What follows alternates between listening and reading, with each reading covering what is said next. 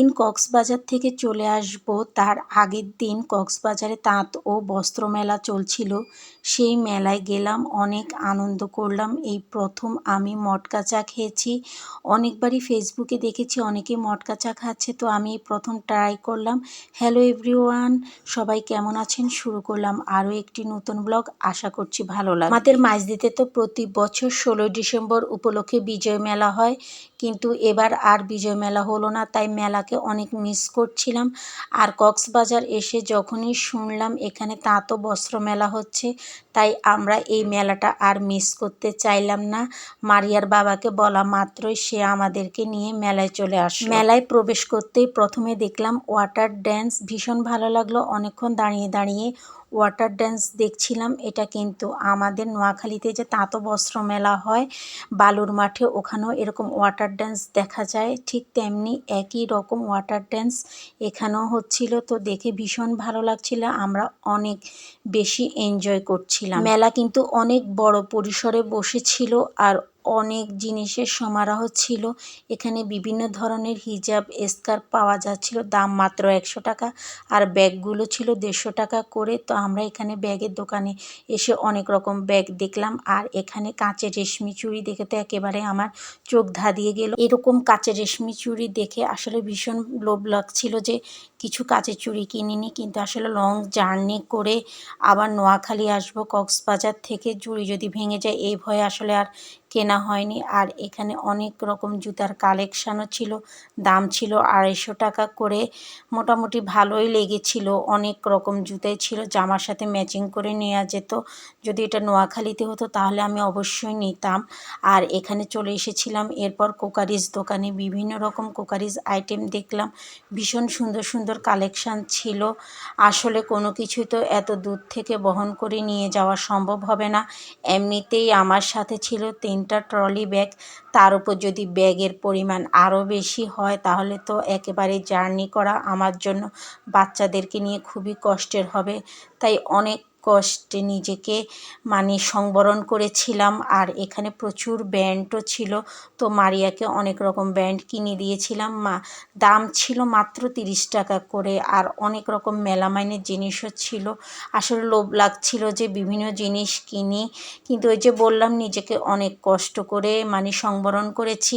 মাটিরও অনেক কালেকশান ছিল, বিভিন্ন ধরনের মাটির আইটেম ছিল, ঘর সাজানোর ফুলদানি ছিল। আমাদের মাঝদিতে যেরকম বালুর মাঠে তাঁত ও বস্ত্র মেলা হয় আর যেমন জিনিস দেখতে পারি, এখানেও কিন্তু একই রকম জিনিস ছিল। আমার কাছে ভীষণ ভালো লেগেছিল, মনে হচ্ছিল যে আমি এখন মাঝদিতেই আছি। এরপর চলে আসলাম বেডশিটের দোকানে, আর বিভিন্ন ধরনের বেডশিট ছিল, তবে কোয়ালিটি অত একটা ভালো ছিল না দাম অনুযায়ী। এরপর আরও একটা কোকারিজ দোকানে এসেছি।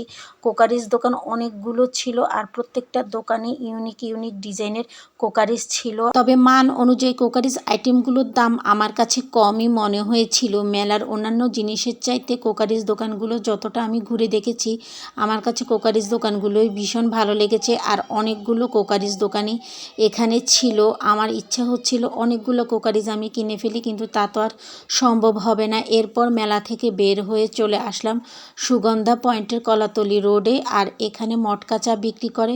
ফেসবুকে এত বেশি আমি মটকা চা দেখেছি, আমার এত খেতে ইচ্ছে করছিল, এটা না খেয়ে তো আর কক্সবাজার থেকে আসা যায় না। আর আমি কিন্তু শুধু মটকা চা খাইনি, আমি স্পেশাল মটকা চা খেয়েছি। আমার মিঠুনের বয়সী একটা বাচ্চাই কিন্তু এখানে মটকা চা তৈরি করছিল। সে এত সুন্দর প্রসেসিংয়ের মাধ্যমে মটকা চাটা তৈরি করছিল, এরকম আর কখনোই দেখিনি। আমার দেখে ভীষণ ভালো লাগছিল, তাই আপনাদের সাথেও একটু শেয়ার করে নিলাম। নর্মালি যেরকম চা তৈরি করি, এই চাটা কিন্তু সেইভাবে তৈরি করে না, এটা একটা আলাদা প্রসেসিং আছে। আর ও বাচ্চাটা কিন্তু দেখেন অনেক সুন্দর করে চাটা তৈরি করছিল, একটা কয়লার টুকরো দিচ্ছিল মনে হয়, এ কারণে একটা পোড়া ভাব আসে, আর এ কারণে এই চাটা এত বেশি প্রিয় সবার কাছে। চা তৈরি করার প্রসেসিং দেখেই আমার মনে হচ্ছিল চাটা অনেক বেশি টেস্টি হবে।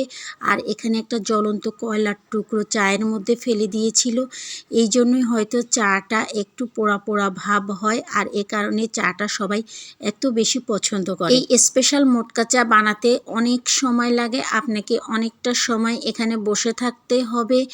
আর এই তো তৈরি হয়ে গেল আমাদের জন্য স্পেশাল মোটকা চা। আমি কিন্তু এই প্রথম মাটির কাপে করে চা খাওয়ার একটা নতুন অভিজ্ঞতা হলো, আর আমার দেখে ভীষণ ভালো লাগছে। ও একটা বয়সের ছোট বাচ্চা, কিন্তু এত সুন্দর করে এতটা সময় নিয়ে ধৈর্য ধরে ও চা তৈরি করলো, তারপর খুব সুন্দরভাবে আমাদের সামনে পরিবেশন করলো, দেখে আসলে আমার কাছে ভীষণ ভালো লাগছিল। মাটির কাপে চা ঢালার পরেই কিন্তু সে আমাদেরকে সার্ভ করে নাই, এরপর সে চায়ের উপরে বিভিন্ন রকম জিনিস দিয়েছে, আসলে কফিও দিয়েছে, আরও কি কি দিয়েছে আমি কিছুই বুঝি নাই, শুধু বুঝতে পেরেছি কফি দিয়েছে। এরপর দুধের শট দিয়েছে, প্রতিটি কাপে অনেকগুলো করে দুধের শট দিয়েছে। আর আমরা তো বেশ অনেক আগ্রহ নিয়ে অপেক্ষা করছি যে কখন চা তৈরি করা শেষ হবে। আমি তো ভেবেছিলাম কাপে ঢালে ফেলেছে, এখনই আমাদেরকে দিয়ে দিবে, কিন্তু না। এরপর সে প্রতিটি কাপে খুব ধৈর্য ধরে সুন্দরভাবে দুধের স্বাদ দিল, আর এটা কিন্তু চায়ের টেস্ট আরও দ্বিগুণ বাড়িয়ে দিয়েছিল। এত কষ্ট করে এত ধৈর্য ধরে এতটুকু একটা ছোট বাচ্চা চা তৈরি করেছে, সেই চা মজা না হলে কি হয়। অনেক বেশি মজা লেগেছে, অনেক বেশি ভালো লেগেছে। এই প্রথম মটকা চা খেয়ে আমি অনেক বেশি প্লিজড, আমার কাছে তো অনেক ভালো লেগেছিল। তো আজকের ভিডিওটি এই পর্যন্ত। আমার ভিডিওটি যদি আপনাদের কাছে ভালো লাগে প্লিজ লাইক কমেন্টস ও শেয়ার করবেন। আর আমার পেজটা যদি আপনাদের কাছে ভালো লাগে আমার পেজে একটা ফলো ও লাইক দিয়ে পাশে থাকবেন। সবাই ভালো থাকবেন, সুস্থ থাকবেন। আল্লাহ হাফেজ।